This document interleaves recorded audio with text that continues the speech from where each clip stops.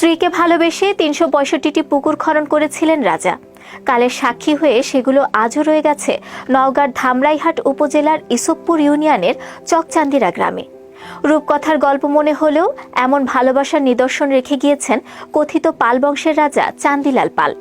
বর্তমানে প্রতিটি পুকুরের পাড়ে রয়েছে সুবিশাল সবুজ বনায়ন। এসব গাছের ডালে বিভিন্ন পাখির কলরব শুনতে পাওয়া যায়। এছাড়া ১৫০০ হেক্টর জমিতে বন বিভাগের উদ্যোগে গড়ে তোলা হয়েছে বিশাল বনভূমি। এসব দেখতে প্রতিদিনই অসংখ্য পর্যটকের আগমন ঘটে এখানে।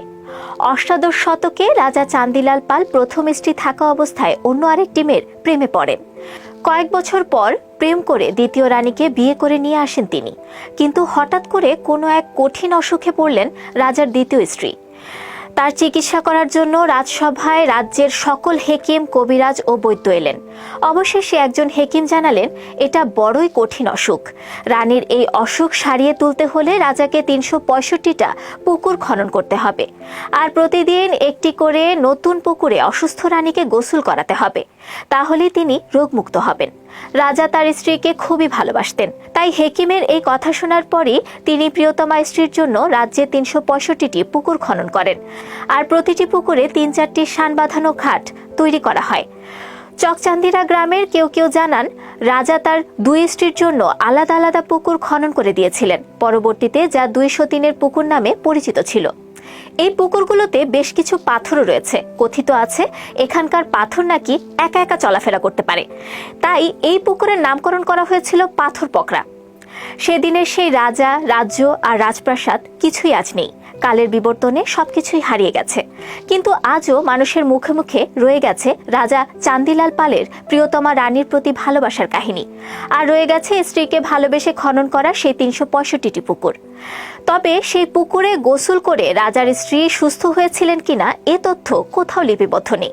হাজার বছরের ইতিহাস হওয়ায় এই কাহিনীর সত্যতার প্রমাণ কোথাও পাওয়া যায়নি, কিন্তু এই কাহিনী যুগের পর যুগ ধরে লোকমুখে প্রচলিত রয়ে গেছে। এভাবে একই সাথে পাশাপাশি অবস্থিত ৩৬৫টি পুকুর ইতিহাসে অত্যন্ত বিরল একটি ঘটনা। পুকুরগুলো খননের ইতিহাসও মানুষকে আকৃষ্ট করে, তাই তো দূর দূরান্ত থেকে পর্যটকরা দেখতে আসেন, নিজ চোখে উপভোগ করেন এখানকার সৌন্দর্য। এই গ্রামটি প্রাচীন সভ্যতার উন্নত এবং সমৃদ্ধ একটি নগরী ছিল। সে সময়ে এখানে প্রাচীন দালান কোঠা, রাস্তাঘাট ও জনপদ ছিল বলে ধারণা করা হয়। হাজার বছরের পুরনো এই পুকুরগুলো নতুন করে আবার খনন করলে সেই সময়কার অনেক পুরনো নিদর্শন খুঁজে পাওয়ার সম্ভাবনা রয়েছে। আর সেই সব জিনিসপত্র নিয়ে গবেষণা করা হলে হয়তো পুকুরগুলো খননের কারণ সম্পর্কে নিশ্চিত করে বলা যাবে। তবে যোগাযোগ ব্যবস্থা অনুন্নত হওয়ায় পর্যটকদের ভোগান্তিতে পড়তে হয়। বসার স্থান তৈরি করলে এবং বিভিন্ন রকম রাইড থাকলে জায়গাটি দর্শনার্থীদের কাছে আরও বেশি আকৃষ্ট হয়ে উঠবে।